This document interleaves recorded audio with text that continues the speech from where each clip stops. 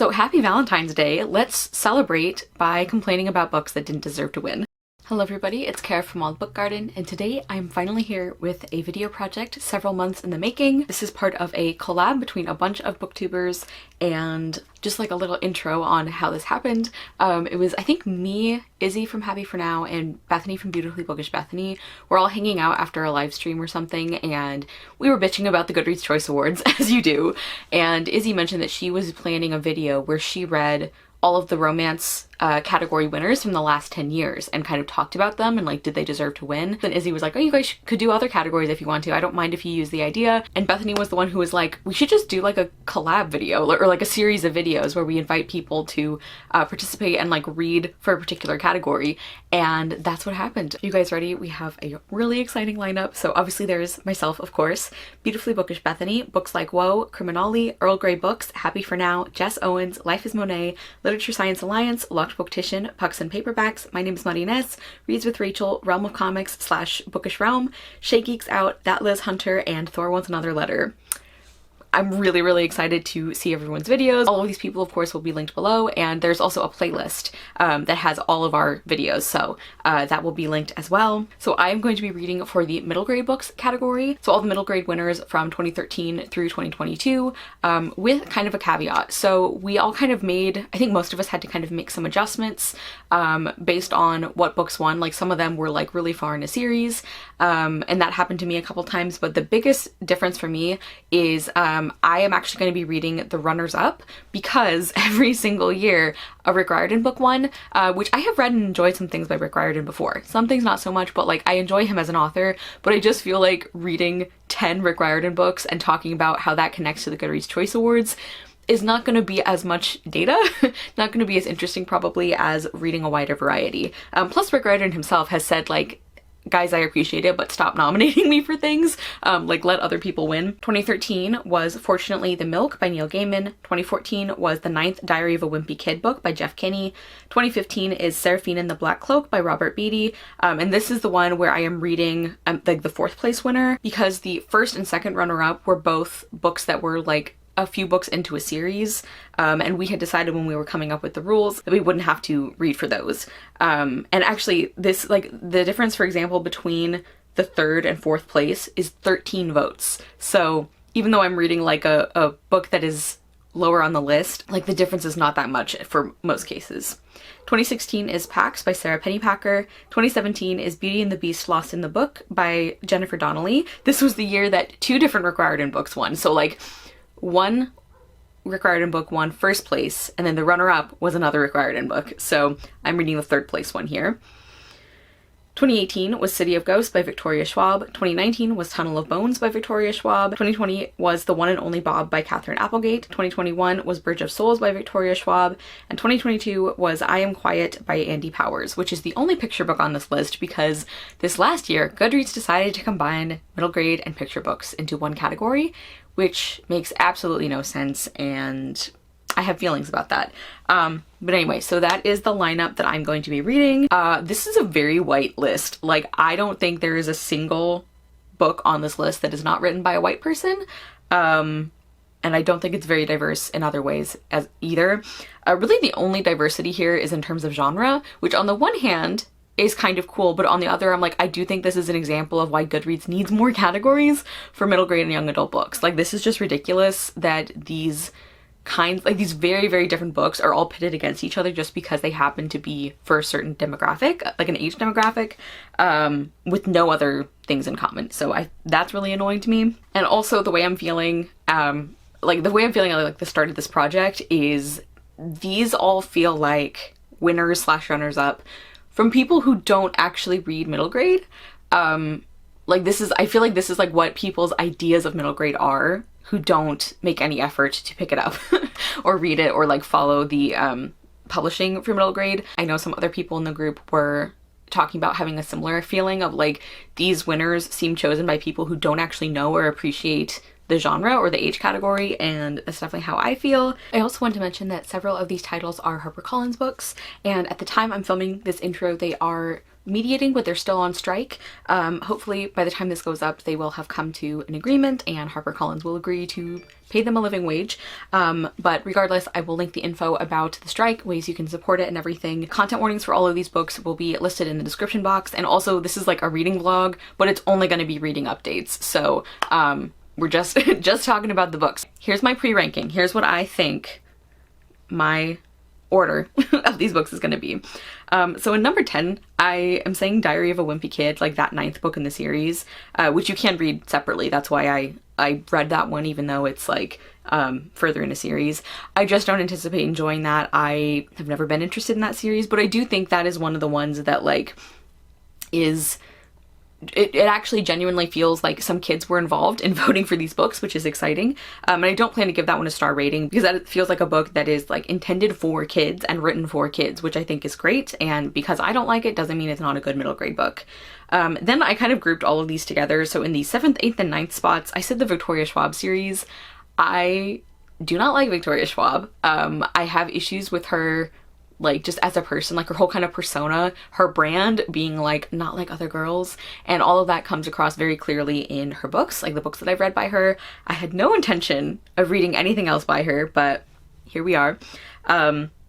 Which is another thing we actually talked about in the group chat, was like it felt like basically all of us had like multiple books that were not just like, oh, I'm not looking forward to this, but like specifically our Achilles heel. That's how it felt. Then in the 6th spot, I said The One and Only Bob by Catherine Applegate. I've mentioned, I think before, that I obviously love books and I love animals, but for whatever reason, I don't tend to love books where the main character is an animal. Then number 5, I said Fortunately the Milk by Neil Gaiman. Again, I just don't have any interest in this one. Neil Gaiman is a weird author for me because I have enjoyed the 2 books I've read from him, but I've never had any interest in picking anything else up by him. Like I like him as a person and I think he's a very cool person, but I don't care really about reading more books from him. In 4th place, I actually put the Beauty and the Beast book because I am one of the handful of people, it seems, who did not loathe the live action movie. Like I actually really enjoyed it. I enjoy it separately from the animated one. And so I'm like, okay, a book that ties into that, might have a reasonably good time with that. Number 3, I said Pax. For similar reasons, I just am not drawn to animal protagonists.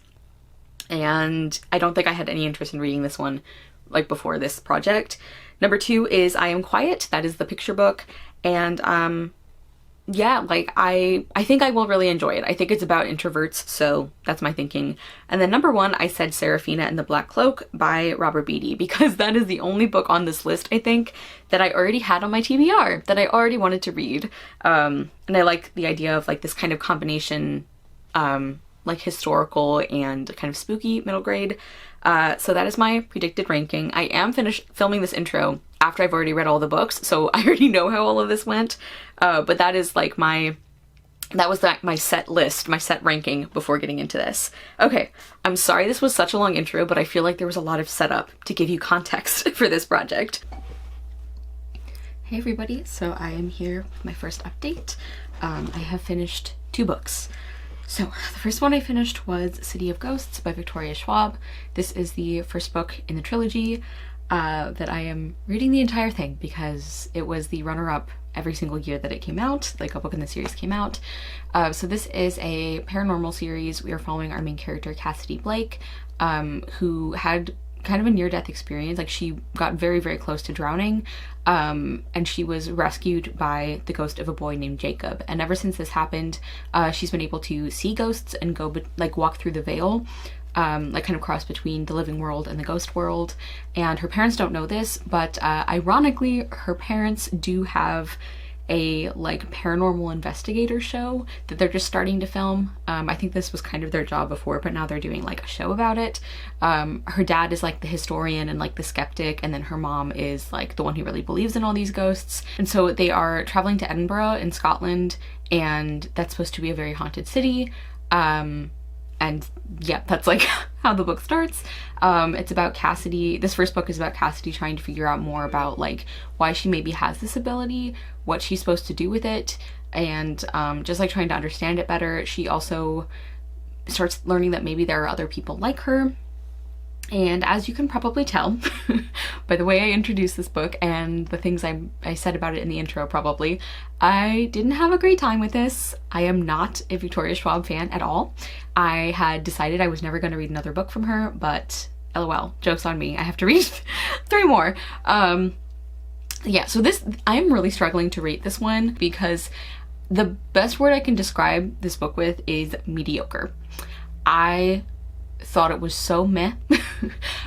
It did nothing especially well in my opinion. Like, there were a couple of scenes I liked more than others, but I don't even think the atmosphere was that great. Like, it was fine. You know, this book was just like somewhere between I didn't like it and it was okay. Like, it was a book, and it really bothers me that it got, like, it was second place. Like I said at the beginning, I'm reading a lot of runner-ups. Like, it's not the worst book I've ever read, but it is nowhere close to the best. It's nowhere close to the best book that came out that year or middle grade book that came out that year. I also want to mention that I did listen to this on audiobook. I will put the narrator in the captions. The audio was fine. I personally feel like some of the UK accents were not great. But like, I'm American, what do I know? So I don't know how people would feel about that. As far as Cassidy, the main character, she was okay. She felt like exactly like every other Schwab female protagonist, just like aged down slightly. Complete with the not like other girls thing. Like, sometimes you guys might think I'm exaggerating. I'm not. Like, I recognize that this irritates me more than other people, but I'm not exaggerating about how often it happens in her books, because literally in the first 3 pages of this book, we hear about how Cassidy just doesn't get along with the other girls in her class because they like nail polish, and she's never liked nail polish. It's just so stupid, and it especially bothers me that we are like perpetuating that like girls against girls mentality in middle grade books. And I understand that like Cassidy is in some way like literally not like other girls because she has this like supernatural ability and everything, but there's no need to write it the way that Victoria Schwab does consistently. And there are some things later in the book that, like, she does meet some other female characters her own age, so it's not the worst of her like not like other girls books, but it definitely still did that, which I don't like. Aside from that, Cassidy is a main character. Again, she was just kind of generic. This book just felt very generic to me overall. I thought some of the friendships were fine. Like, nothing special. Again, like, I liked Jacob more than some of the other characters, but I also think the story of this one was just pretty boring and really repetitive. This was thankfully a very short book, but it just felt, I don't know, like weirdly similar. Like the order of events and the kind of events that kept happening, I was like, this is like, this is just slightly different from what happened before. It was like, you know, especially when we were like hearing about Cassidy like explain what the veil is and like going through the veil, like all of that kind of felt the same. And then it was like she would go to a filming site with her parents and she would feel the veil and she would get pulled through the veil when she didn't want to be, and then she would like see a ghost who becomes like important later, one specific ghost, and like that kind of thing just happened like so many times. Like, that was really the only major plot thing that was happening, and it was kind of the same thing, like the same kind of scene with very small differences until about halfway or 2/3 into the book. And I do think that the development that happened then was interesting, but some of the way that that was like set up and communicated was very frustrating. I also didn't really care that much for the humor of this book. Like, I mean, it wasn't bad and it wasn't like offensive or anything, but it was just kind of, again, generic, snarky. And also this irritated me too. Cassidy would comment on everything that had a different word in the UK. And I understand that like, maybe this is the way to teach like younger readers about like different words, you know, like, so if it's done for that reason, I can understand it. But it kind of like, the way it was written was sort of like it was supposed to be like a fun, quirky thing. And then also I found like Cassidy's parents to be, I don't know, fine. Like, I liked them well enough. They're like fairly decent parents. And like they had some like good scenes with Cassidy, but I just like the whole premise of like, haha, Cassidy knows more than them because like little do they know that she has a ghost best friend. Like, it just got, I don't know, a little old maybe. It bugged me a little bit that the way that Cassidy in her narration and then the way that some of the other characters would kind of react to her mom was like, I don't know, like she was being ridiculous or isn't she funny? And it wasn't super nasty, but it was just weird because I'm like, we're literally reading a book about ghosts, like a main character who has a best friend who's a ghost. And so it was weird to me, and it bothered me that Cassidy was kind of like thinking how silly her mom was for being so into this stuff. And it's like, I understand that like her perception of what's going on is very different from like the reality of like the ghost world that Cassidy's experiencing, but I just didn't like that whole setup. So yeah, I didn't have a great time. As I said, this is somewhere between 2.5 and 3 stars. There are just so many better middle grade books out there. Like if you want like creepy atmospheric middle grade, there's so many. Read Frances Harding. There's like a lot of others I could mention, but yeah, it's like I not every middle grade book has to deal with really big ideas, and I do think there were some interesting ideas in this book about like grief and moving on, and you know, like helping ghosts find peace and all of that. That is like a story element that I often really enjoy. Like I really tend to like that, and that was one of the things I liked better in this book, but it wasn't enough to make up for everything else for me. And yeah, again, just mediocre, bland, fairly surface level. So far, this is confirming my hypothesis that like this book won. I'm gonna keep saying won, even though I know that a lot of these are runners-up. You guys know what I mean. But it's so far confirming my hypothesis that this won because V.E. Schwab wrote a middle grade book. And everybody loves V.E. Schwab and everyone knows who she is. Not because it was an especially good middle grade book. So yeah, that's disappointing. I did also finish, this is very short, Fortunately the Milk by Neil Gaiman, illustrated by Scotty Young. And this was a very quick read, and the illustrations are kind of like a fun style.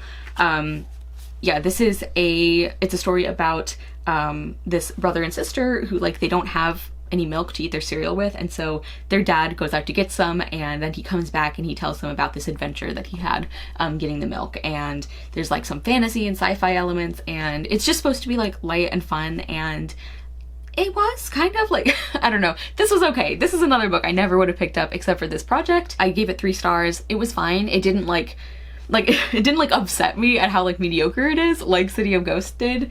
But this is like not really my thing. Also, like not all middle grade books have to engage adult readers to be successful and to be valuable.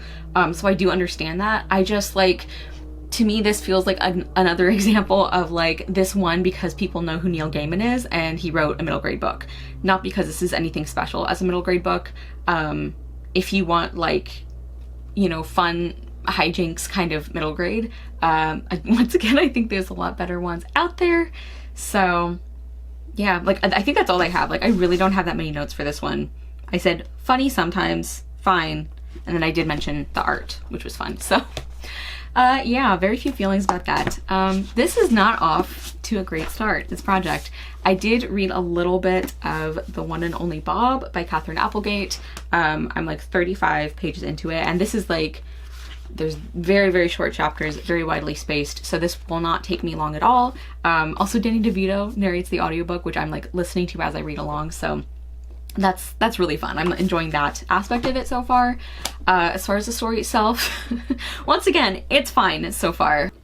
Hi everyone, I am back with another update. I apologize that the lighting isn't perfect. I'm filming this a little later than I planned to, but I did finish The One and Only Bob by Catherine Applegate. I read this all in one day, actually. I think it was yesterday, the day that I'm filming this, and this is the first one for this project that I have actively enjoyed, which is very exciting.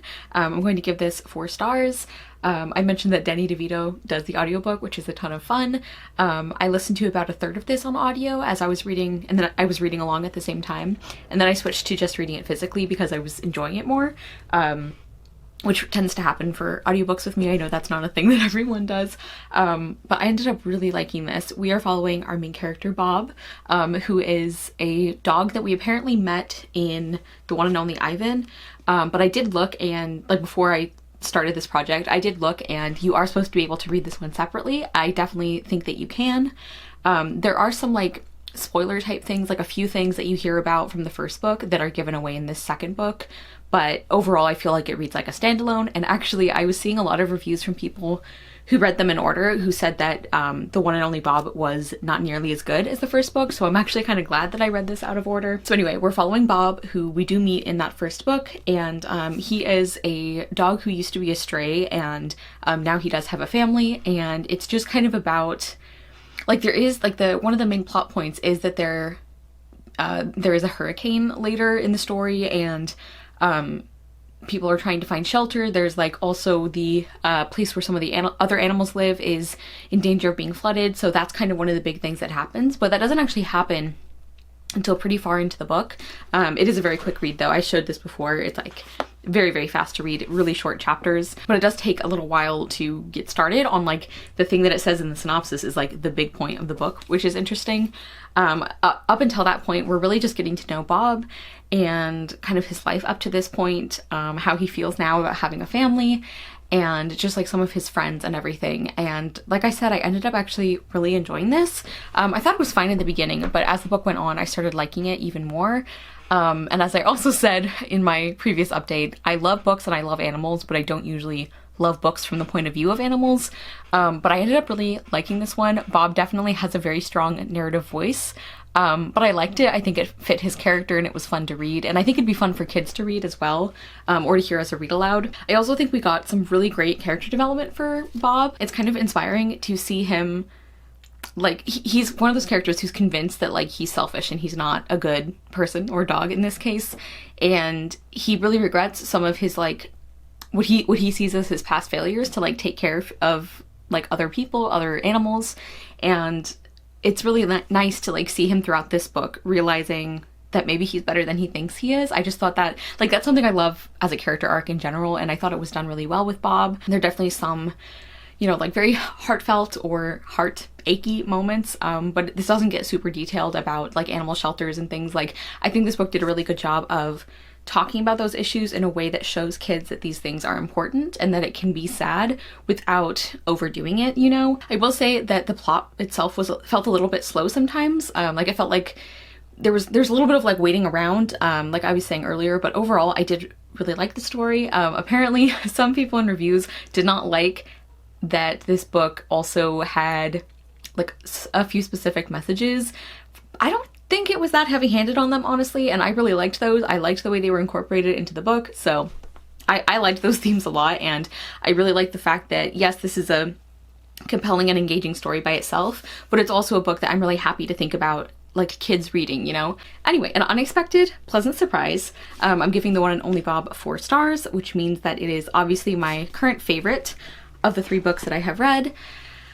I'm not sure which one I'm going to read next. I really should read the second Schwab book so that I don't leave those till the end, but I don't know if I want to. We'll see. I don't know. I'll see you later.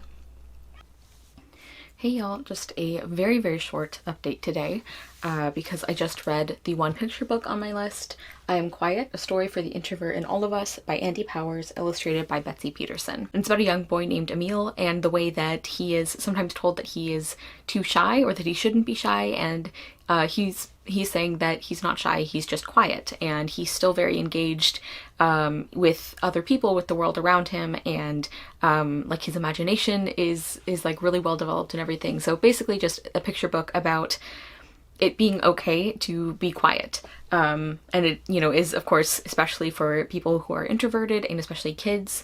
And I did enjoy this. I liked the art style. I liked the messages. I don't know that this is one of the best picture books I've ever read. I'm giving it 4 stars. I did really enjoy it, but if I think about some of my favorite picture books and ones that I consider some of the best I've read, like Solway, Born on the Water, We Are Water Protectors, Gustavo the Shy Ghost, I just think there's a lot of really, really incredible picture books out there, and I don't know that this one, I don't know, if I could pick one picture book to highlight, it probably wouldn't have been this one, although I do think the message is very important, and I like that this is something that kids are going to be able to see. And because I think it's true, you know, it's like we do put too much value on having a very specific kind of interaction with the world. And I think that does devalue kids or people in general who are quiet or introverted or who just express their interest in different ways. I will see you guys when I read something else. Hello everybody, I finally have an update because I finally finished another book, Tunnel of Bones by V.E. Schwab or Victoria Schwab, which is the second book in that trilogy, which I also didn't love, but at least it was really short, and I did the audio again because I've been doing a lot of knitting, so that has at least helped me get through some of these. I'm giving it the same rating as the first one. I'm still struggling on that line between 2.5 and 3 stars because I just feel like these are so mediocre. And I'm kind of wondering, it's like, okay, at what point does mediocre become like so unimpressive that it's actually like worse than mediocre? Do you know what I mean? I don't know. So whatever I end up settling on, I think I would give this book the same rating because even though there were a couple of things I liked a little better than the first book, there were also parts that frustrated me a lot more.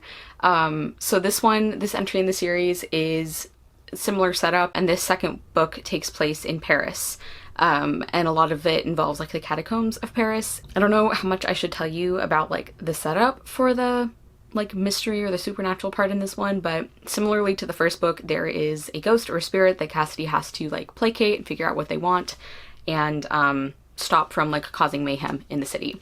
So the things that I did like a little better, I think there were more interesting side characters here. There was one young girl named Adele, I think is her name, who near the end of the book ends up kind of like helping Cassidy. I actually really liked Adele. I thought she was a really fun addition. And then also I do think that the historical aspects of this one were interesting. And also I liked Jacob's characterization more. Like I think that there was more depth there.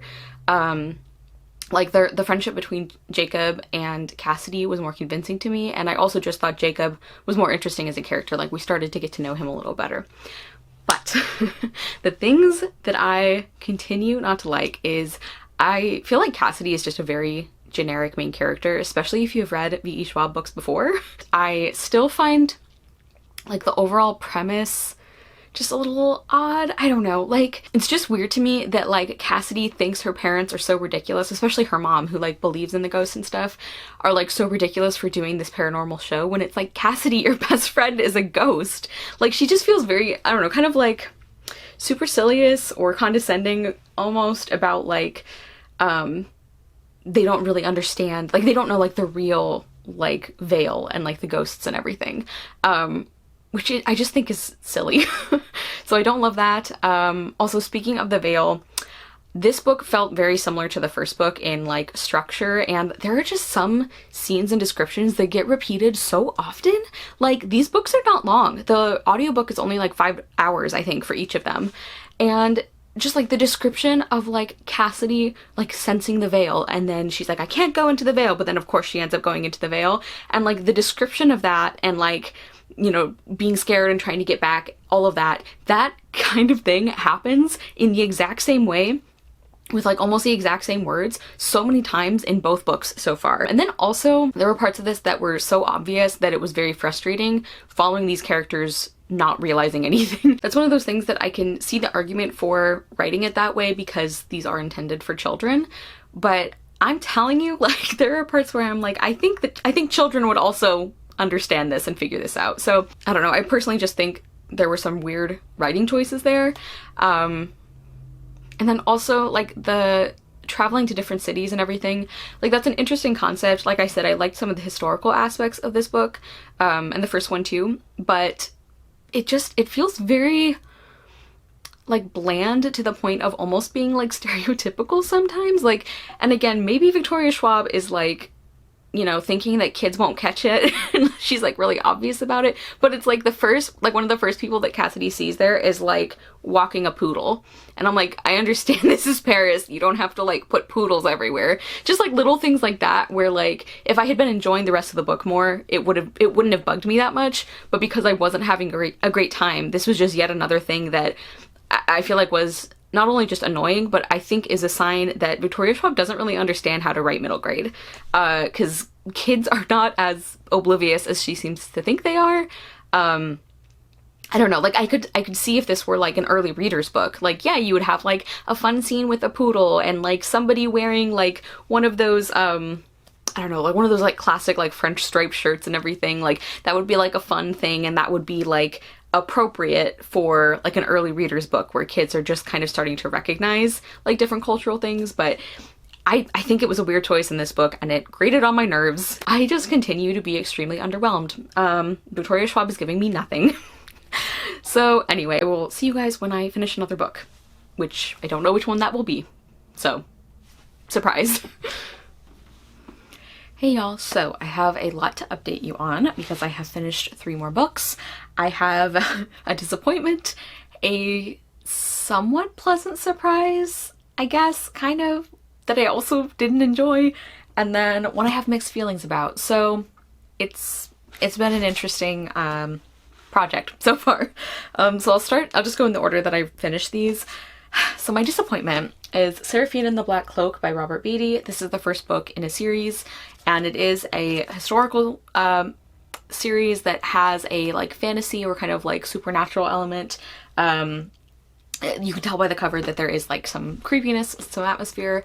So our main character is Serafina, and she like lives in the basement of this really large house. It's actually Biltmore Estate, so like the Vanderbilt family's like really beautiful mansion. Her and her father live in the basement there, and nobody even knows that Serafina exists. Like they don't know that her father is living in the basement, but they definitely don't know that she is, because they don't even know that he has a daughter. And so she has to be really careful never to let anybody know that she's there.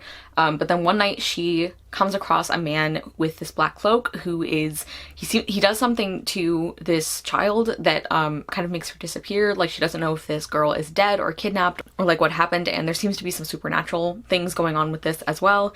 And so Serafina is kind of like, you know, wanting to bring him to justice and do something about it, but she's also worried about people knowing that she's there. She also ends up meeting the Biltmore family's son, like this young boy who he's like about her age, and she's kind of excited about having like a friend for the first time. So that's going on as well. And yeah, so there's like a mystery element kind of, and because more children start disappearing, and Serafina and what's his name, Braden Vanderbilt end up like kind of teaming up to try and catch this guy and see if they can save the kids who are disappearing and just figure out what's going on. So yeah, this was disappointing because this was the one I was probably most excited for. I think I ranked it first in my predictions, and it's not going to be number 1 on my list, unfortunately. And it's just a bummer because I think this is the only one on the list that was like already on my TBR that I was like already wanting to read before this project.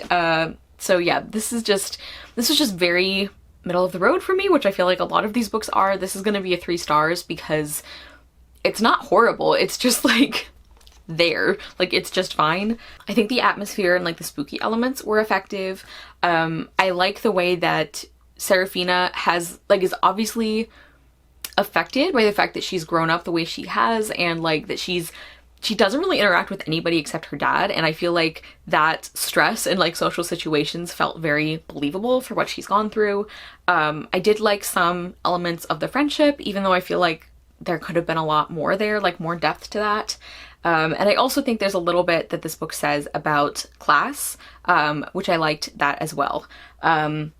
Yeah, but this was like a weird book. Like the plot went some directions that I just think are very strange. Like it's not exactly that it doesn't make sense with the story, because like we do know pretty much from the beginning that there are these like fantastical elements, supernatural elements, but I just think the way that connected with like Serafina's story, I just think is strange. I don't know.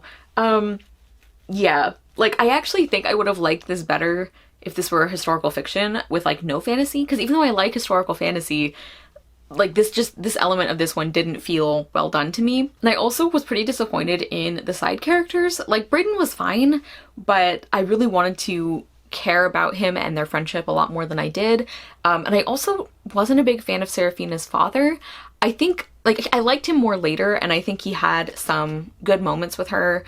And I think like as we learn more about him and about like the story, I think his actions make sense, but I just didn't find him a super enjoyable character. Like he's one of the only other characters that we spend like a significant amount of time with, and I just didn't think he was very compelling. And then I also didn't like the dashes of not like other girls in this book. And again, I just think this is especially a problem for middle grade books. It's like we don't want to like raise girls with the idea that to be smart and to be competent and interesting, you have to distance yourself from other girls instead of like, you know, supporting them and becoming friends with them. Like obviously Serafina doesn't have a girl of her own age to be friends with, but like just, I don't know, some of the way the book was talking about like her and Brayden, and like even the narration would like straight up like say that like she's just different from other girls he knows. And I think some of that is countered in the book, but some of it I don't think is. So yeah, this was just very underwhelming for me. Then the one I read next was The Long Ride, The Long Haul. I can't remember what it is. It's the 9th Diary of a Wimpy Kid book by, I think, Jeff Kinney, I think is his name. And this is a series that, like, I don't think the order is important at all. So, like, I read this, obviously this was number 9, but they're very episodic, and, like, there definitely wasn't any problem following. So, like, I don't usually read series out of order, but this kind is one of the exceptions. So this is a children's series. I feel like it would maybe be in between chapter books and middle grade. So yeah, we're following our main character. I can't remember his name because I read this on ebook. So like Diary of a Wimpy Kid is like a bunch of, like they're all like journal style and about different like escapades and things that he gets into. And this one is about a family vacation, like a driving vacation that he and his family go on. And this is the only one I read from the series. I've never been interested in this series, and I'm not going to give it a star rating because even though I did not enjoy this, I think this is one of the cases where like this is a book that did a really good job of what it was doing, and I'm just not at all the target audience for it, and that's fine. I actually think it's kind of encouraging that this book was one of the like finalists or the winners, because this kind of communicates to me that maybe some young readers were actually involved in voting on these. There were some things that I liked about this more than I expected. There were a couple of like genuinely really funny parts for me, and I feel like it's a very realistic portrayal of like this age, like this kid. It felt very, yeah, it just felt very real to me. And there was also something I really liked, which I didn't expect this to be in there, but a little bit about like real books and like kind of book banning and things like that. Like there's a series that is clearly, I think, a takeoff of the Captain Underpants books, which get challenged and banned all the time because like the humor is rude, and like parents don't think that their kids should be reading these, they should be reading real books and stuff like that. And like I read a couple of the Captain Underpants books when I was like in that target age, and I did not like them, but I think it's really important that kids have the opportunity to read them. And I think that like I just really like the way this book like touched on that. It was very like a very short part, and it wasn't like wasn't heavy-handed or anything, and it wasn't like a huge part of the story. But I liked the way that it very like gently, you know, alluded to a lot of the problems we're having right now with like book challenges and bans and everything. So I liked that a lot. But as far as the things I didn't enjoy, I just found this a very frustrating and like not fun book to read. It did read very quickly, which I appreciate. But like the story is just one of those things where like every single bad thing happens, and even though some of the situations were realistic, I think just the sheer number of things that went wrong became very grating and irritating to me. It just started feeling like ridiculous and unrealistic. And then I really didn't like his brothers, like those characters, which I think is the point. Like I think the book did a really good job of writing a believably annoying older brother and baby brother, but it wasn't fun to read again. So yeah, I didn't have a great time with this one, but there were parts of it that I liked more than I thought. And as I said, I'm not giving it a star rating because even though I didn't enjoy it, I think it's a really good example of the kind of thing it's doing. It reminded me a little bit actually of the Dear Dumb Diary books, which I really enjoyed those when I was a kid.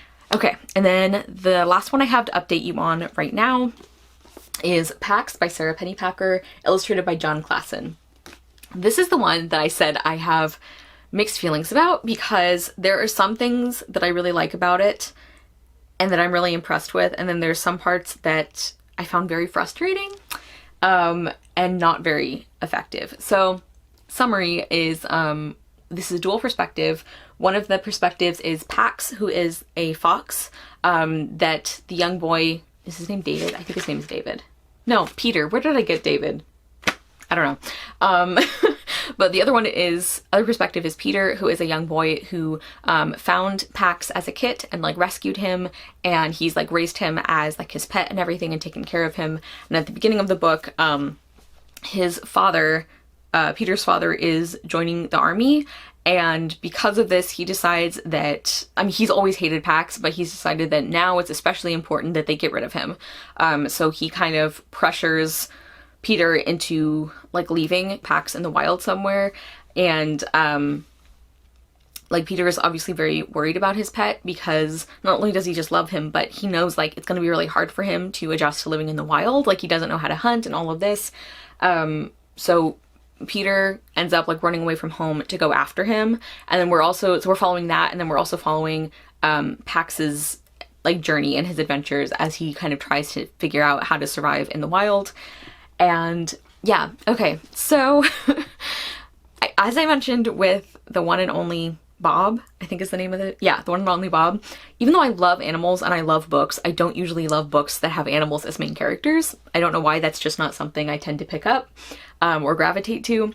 But as with the one and only Bob, I actually really liked the way this one was done.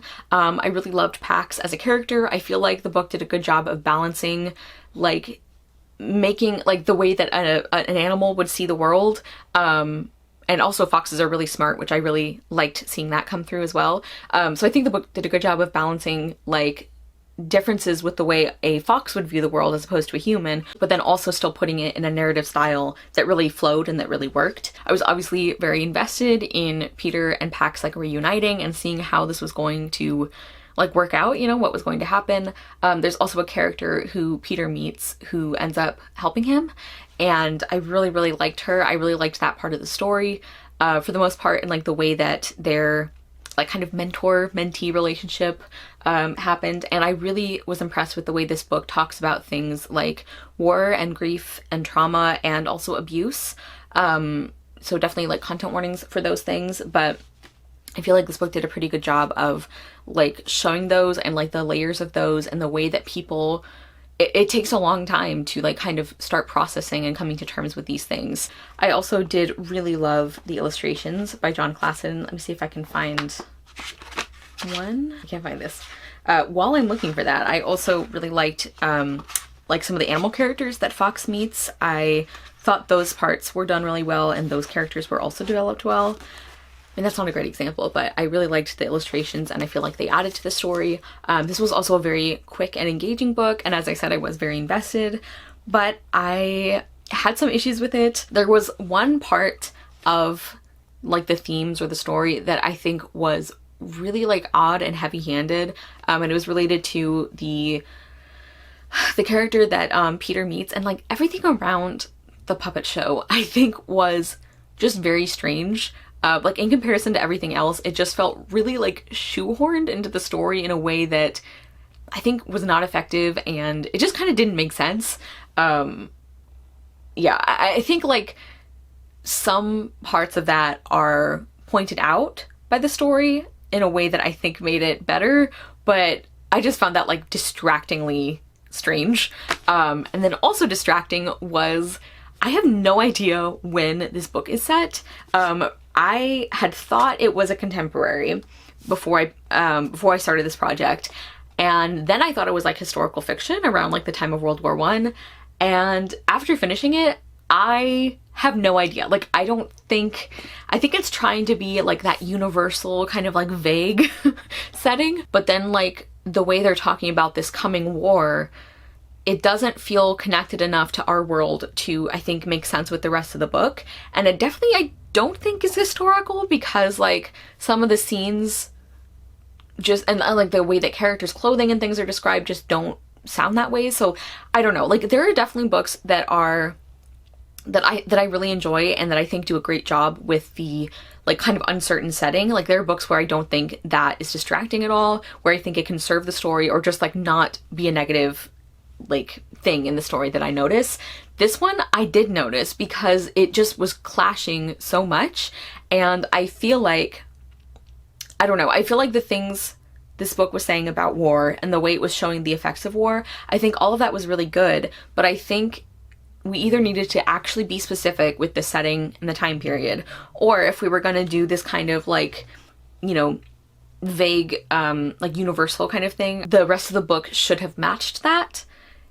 I don't know. I just think that could have been done better. If that was the route we were going to take, I think it could have been done a lot better. I gave Pax 4 stars, and I think I'm going to keep it there, because even though there were, you know, chunks of this that I think were not very effective, I do think that the things it did well, it did really well. And I do also think that this could be a really fantastic book for discussion. Like one of the blurbs, like on the back of the book from School Library Journal, says, a startling work of fiction that should be read and discussed by children and adults alike. And I really agree with that. I definitely think this is one that I am glad is on the list. Even if I had like mixed feelings about the execution of it, I am happy that it has gotten a good amount of attention. Yeah, it's been an interesting journey. I have just 1.5 books left because I am pretty much exactly halfway through Bridge of Souls by Victoria Schwab, which is the 3rd and final book in that series, so excited about that. And I still need to read Lost in a Book. So those are the last 2 I'll be updating you on. Maybe I'll try and read both of them before I check in again, but I don't know if that's going to happen. And yeah, I will see you guys later. Hello everybody, I am finally here to tell you that I finished the last 2 books. The first one I finished was Bridge of Souls by V.E. Schwab, or Victoria Schwab. This is the 3rd and final book in the Cassidy Blake series, and I was pleasantly surprised by this one. I don't think the series is anything special. I feel like a 3-star series is generous, honestly.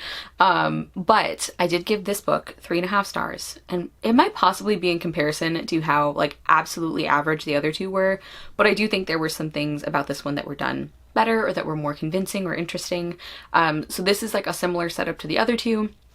This one takes place in New Orleans, so Cassidy's parents are, you know, filming for their inspector's show, and there is a different kind of supernatural threat in this one that seems to be targeting Cassidy specifically, and so her and Jacob and Laura have to kind of team up and defeat this this bad guy.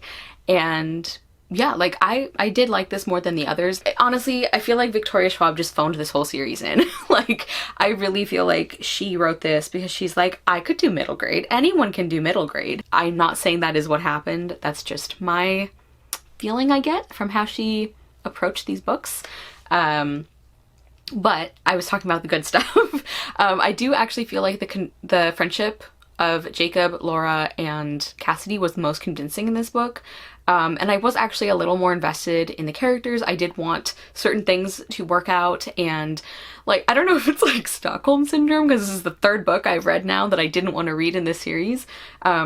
Which, side note, maybe I shouldn't say that, because I finally learned the like actual backstory for the Stockholm Syndrome like term and how that was invented, and wow, I hate it. So anyway, I don't know if this is just because like repeated exposure to these books has made me like more forgiving of them.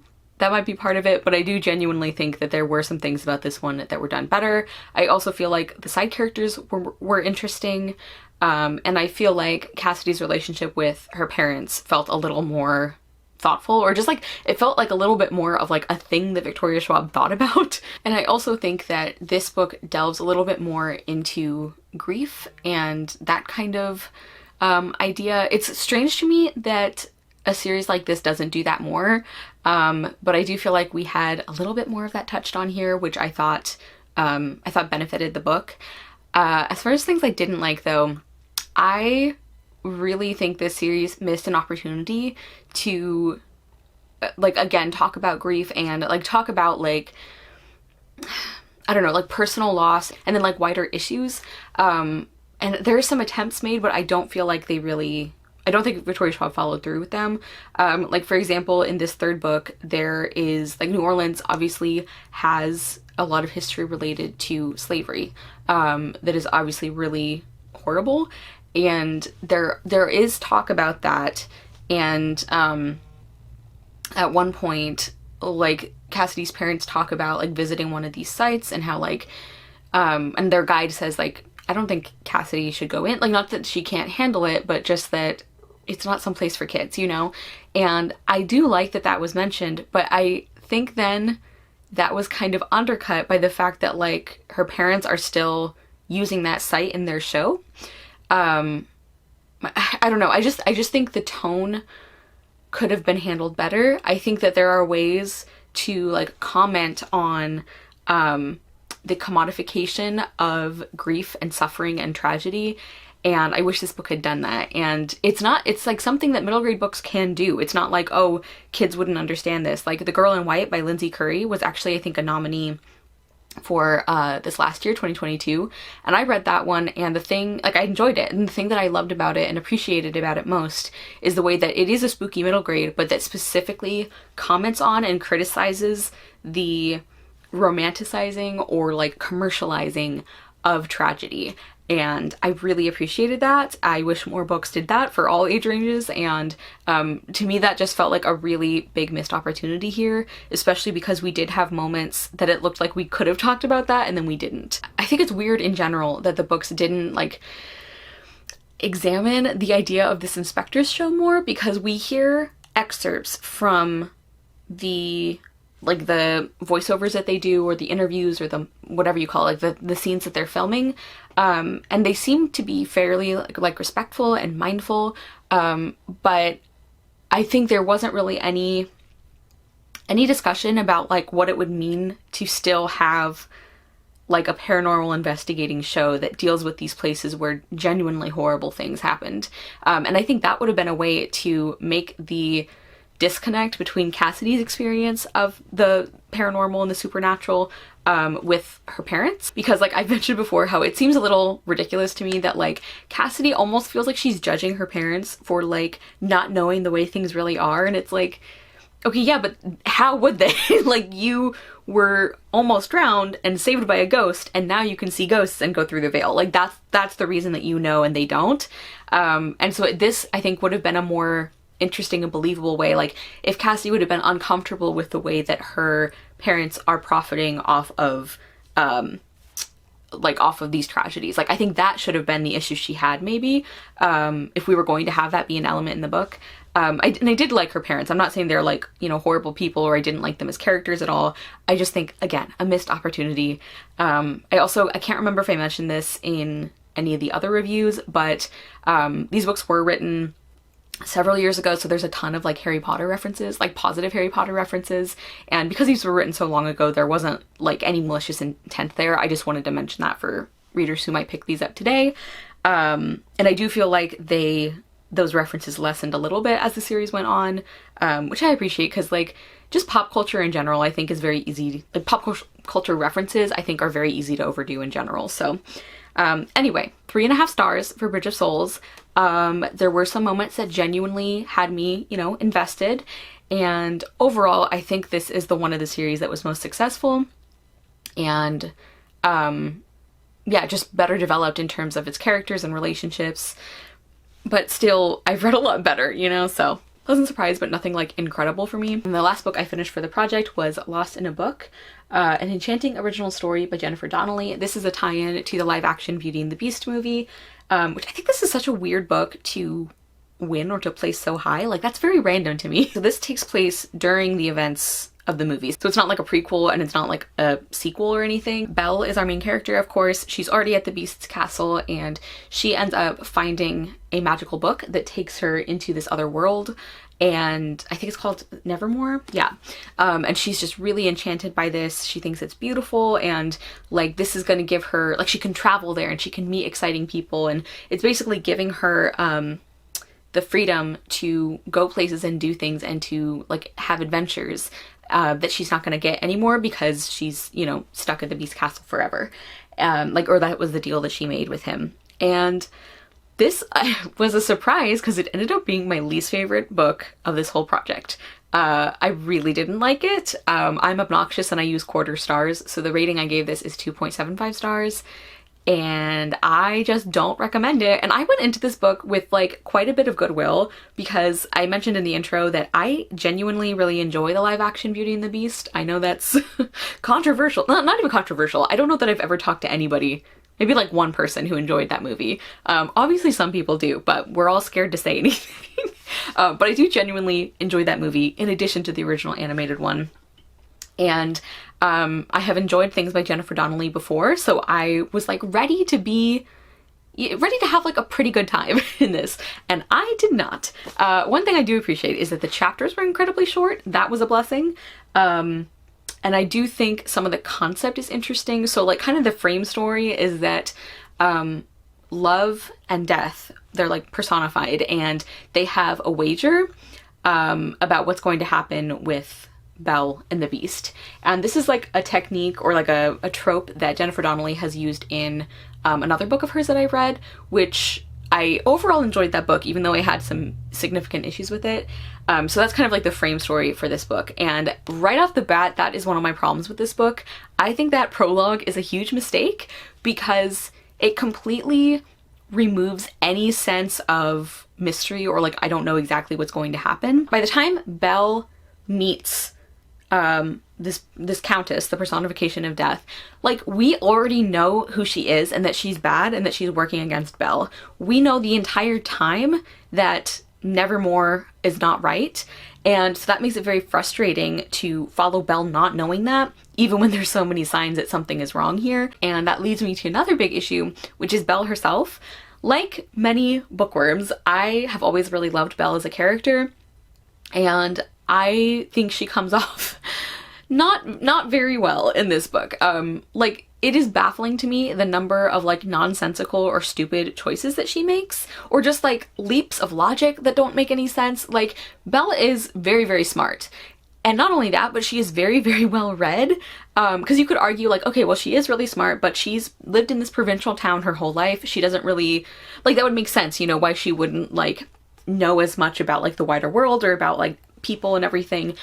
But she has read so many stories. She has read so many fairy tales, and like the number of fairy tale red flags in this magical world is like wild. Like how does she not, I don't know. And then it almost makes it worse, or it does make it worse, because there are multiple moments where she's like, maybe I'm wrong, maybe I should be a little more careful, and then she's like, no, it's fine. And it's like, why? Like what? I understand that this is supposed to be a book for kids, which that is another thing I think is weird, is like it is supposed to be middle grade, but like the age of some of the characters and like some of the like focus and the fact that this is like a Beauty and the Beast type story, which involves a significant romance element. I just think there's things that like make it not make sense to me as a middle grade, which is like a pretty minor complaint, but I did want to mention that. I also want to mention that this is not a book for you if you get frustrated with retellings or tie-ins that are too similar to the source material, which usually doesn't bother me. Like I don't mind that you can tell that this book is like clearly connected to the Disney movies. The thing that I thought was weird is that we summarized like so much of what happens in the movies. Like it's just weird. It's like, are they thinking that somebody who had never seen Beauty and the Beast would pick this book up? Because I just don't know that that's the case. I also really just didn't like a lot of the story choices. I don't like some of the things that happen at the end, and the way that like some things worked out. And this is one of my pet peeves, is when there's like a surprise element that makes the story less interesting or less complex. There's one in particular I'm thinking of that I just, like, that annoyed me. And then also I feel like the side characters could be kind of flat in this book. Like, not so much the ones at the Beast Castle. I did for the most part enjoy them, but like some of the other characters Belle meets, and like especially the way that we're supposed to be already very invested in them, and like I feel like the emotional impact of some things that happen wasn't nearly as much as it could have been, and as it probably was meant to be, because like the book is pretty short and we didn't spend a lot of time developing these things. In terms of like the themes, I like some of the ideas of this book. Like I really like the idea that the opposite of death is not life but love, and some of the way that that was explored, I did like that. But then there are other parts of the themes that I'm like, what is the message here? And if it's what I think it is, why? Like one of the takeaways seems to be like not getting too wrapped up in stories and forgetting the real world, which like on the one hand, yes, I agree, you know, that makes sense. But also like one of the things that people love about Beauty and the Beast, specifically the Disney versions or similar versions, is like the library, you know, like the impact of stories and how those matter. And I just think all of that was kind of weird or messy. And then I also feel like the way that, I don't know, that like love and relationships is talked about, I had mixed feelings about that. Yeah, I don't know. I did not have a good time with this. 2.75 stars. Would not recommend. Still think it's very odd that it placed so highly in the Goodreads Choice Awards, but whatever. Okay, so let's just jump into my final ranking and wrap up this project. Obviously, coming in at number 10 is Lost in a Book by Jennifer Donnelly. I am not going to go in depth because I obviously just reviewed this one, but yeah, really disappointing, very frustrating, like structure of the book. The way Belle was characterized was really irritating, and things just like didn't make sense, and I just, yeah, don't know what the point of this book was. Didn't enjoy it. Then number 9 is the Diary of a Wimpy Kid book. I think it's The Long Haul is what it's called, by Jeff Kinney. And this one in a way was a pleasant surprise just because there were more parts of it that I enjoyed than I thought. And as I said, I'm not giving this a star rating. I'm just purely ranking this off of like my experience reading it. And I do really think that this is a book written for kids. Like, it is actually intended for the audience it's supposed to be, and I think that's really great. Number 8 and number 7, I just said the first 2 Victoria Schwab books, City of Ghosts and Tunnel of Bones. Yeah, I didn't have a great time. I think the stories just fell very flat. I don't like the way Victoria Schwab writes female characters. Like, Cassidy just pretty much felt like a middle grade version of every female protagonist she's ever written. In some ways a little less annoying in terms of the like not like other girl stuff. But yeah, and I feel like the friendship aspect wasn't nearly as well developed as it could have been. And I feel like for a book that involves so much discussion of like, you know, loss and death and grief and all of that, the book surprisingly didn't actually engage with that a lot. Then in the number 6 spot, I have Fortunately the Milk by Neil Gaiman, illustrated by Scotty Young. This was just fine. Like, it's, yeah, it was okay. I did not hate reading it, and it read very quickly, but this, like, I don't understand how this could be considered one of the best middle grade books that came out that year. I don't get that. Then in my 5th spot, I'm surprised this one is that high, honestly, because I was pretty disappointed in it, but that just shows how much of a not good time I've been having. But I read Serafina and the Black Cloak by Robert Beatty. This is my number 5 spot. I gave this one 3 stars. By the way, I haven't been talking about ratings, but Lost in a Book I gave 2.75 stars, and Wimpy Kid I didn't rate, and then all the ones so far have been 3 stars, including Serafina and the Black Cloak. Yeah, I just think the characters were underdeveloped, the relationships were underdeveloped, the plot was just bizarre in a lot of ways. Then in spot number 4, I actually have, what is it? Bridge of Souls by Victoria Schwab. So 4th spot goes to a Victoria Schwab book, which is kind of amazing for me. I gave this one 3.5 stars. Like, I still didn't love it, but I think it was more effective than the other 2, and I do think it was a satisfying conclusion. I found the friendships more convincing in this book than in either of the other 2. And I do think this book touched a little bit more on some of the themes that I really wanted the books to explore. Then number 3 is I Am Quiet, A Story for the Introvert in All of Us by Andy Powers, illustrated by Betsy Peterson. I gave this one 4 stars, but it's like kind of a lukewarm 4 stars. Like, I like the idea. I think it's great that kids are going to have a book like this that, you know, tells them it's okay to be quiet and to engage with the world and each other in different ways. But like, compared to some of the picture books I've read, I don't think this one should have won. And my number 2 spot is Pax by Sarah Pennypacker, illustrated by John Klassen. I tentatively gave this one 4 stars because even though there were some things that really frustrated me about it, I was pleasantly surprised by how much I enjoyed the characterization of the animal characters. I've mentioned before how I can be a hard sell on that. And I like what this book says about war and grief and recovering from trauma. So like, there are a lot of elements I think are well done. I wasn't completely satisfied with it. I think there were some of the themes felt a little, I don't know, like I mentioned, the whole thing with the puppet show I think was bizarre. And also I think it was really distracting that I had absolutely no idea when this book was taking place. And then shockingly, in my number 1 spot, I have The One and Only Bob by Catherine Applegate. yeah, like I did not expect to like this one as much as I did, because again, animal protagonist. But I ended up really appreciating this one. I thought the writing style was really fun. It was a really strong choice that I think worked for the character and the story. I did not have any problems reading this sequel without reading the first book. I think actually that helped my experience, because I know some people were really disappointed in this one compared to the other. And I just think the things it says about friendship are great. I really liked Bob's character development and kind of realizing that things that he thinks are his fault are not always his fault. And I think this is just a really important book for kids to have, and to, you know, talking about things about like caring for animals and like the environment and everything. I think it's great that this placed as high as it did. That makes me really happy, and I do think it deserves to be there. Like, again, I give it 4 stars. It's not like a favorite middle grade book of all time, but I do really enjoy it. I would recommend it. I liked it a lot more than I thought I would, because I pretty much only heard mixed or negative reviews of this one. But yeah, this was my favorite of the bunch.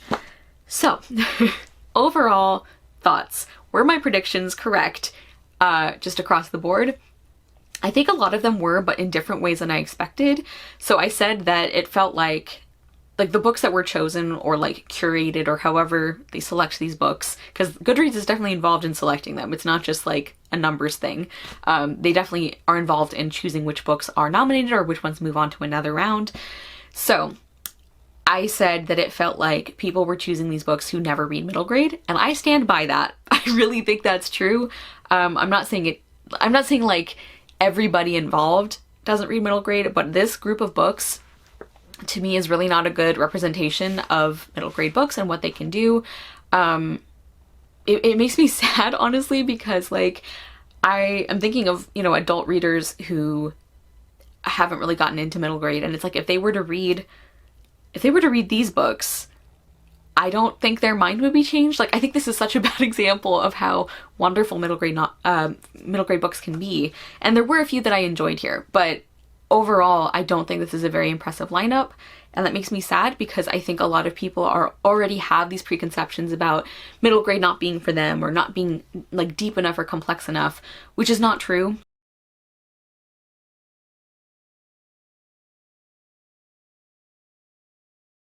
The ranking did surprise me, obviously. I was really disappointed in that Beauty and the Beast one, but I was pleasantly surprised by a few others, especially like the one and only Bob, and the Victoria Schwab book, the third one. Like, liked it more than I expected. Also, this is not a prediction, this is just a fact, but I want to reiterate that all of these authors are white, to the best of my knowledge, and that's a real shame, and it shouldn't be that way. And especially, like, so many of these books are so mediocre, and it's like there are incredible middle grade novels that have been being published for years now, by authors of color and other marginalized authors, and just, I don't know, the white mediocrity continues to do very well, which is very frustrating. There's really only 3 that I genuinely think like could deserve it, and that is my top 3, probably unsurprisingly. Even like I Am Quiet, it's like I'm a little on the fence, because like, again, this is like not even close to what I think one of the best picture books, and Pax and the one and only Bob are the other 2 that I think like, yeah, I think these genuinely have something to offer readers, middle grade and adult. Not that middle grade books have to please adults to be good, but I do think that those 2 books, especially the top 2, are better examples of the kinds of topics that middle grade books can handle in a way that is appropriate for kids, but still deep and thoughtful, and can work for adults as well.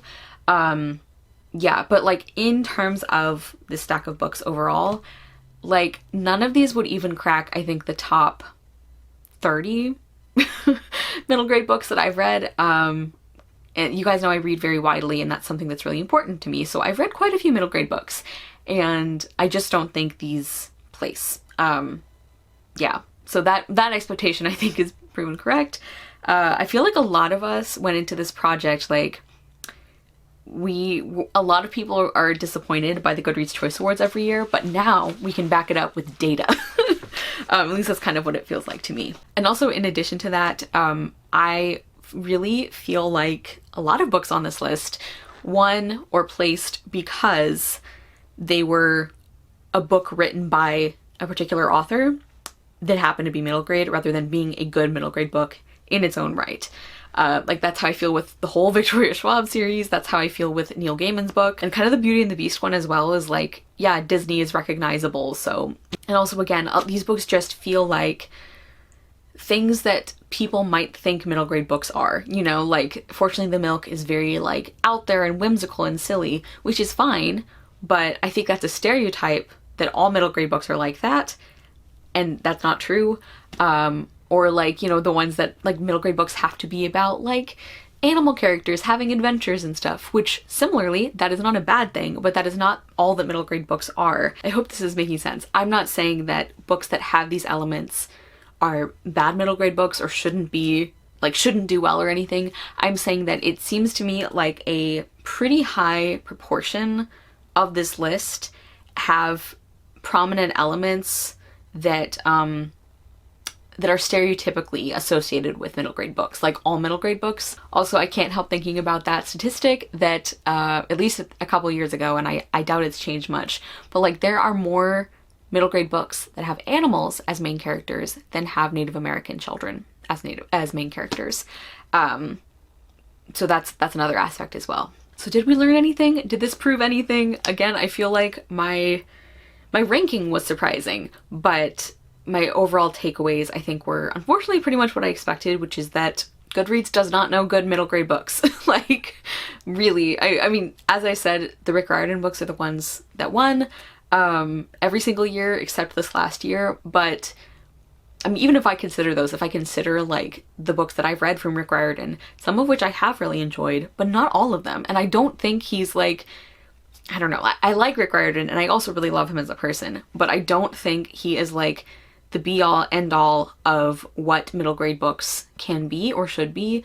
And I just, like, I like that he gets a lot of people into middle grade books, but I also think there's a lot of other wonderful books and authors out there to be discovered, and you would never know that from looking at the Goodreads lists. Anyway, thank you guys so much for watching. Let me know your feelings on this category or the books that won/were runners-up. What you think of this project, and don't forget to check out the other people contributing and the playlist and all of that. We're all very excited to do this project and to have it done and to be able to read books that we want to read now. Because I feel like a lot of us had not a great time. Like I was lucky in that most of my books were very short. But even, yeah, just, it was a time. We'll see you soon with another video, and I hope you love the next book you read. Bye!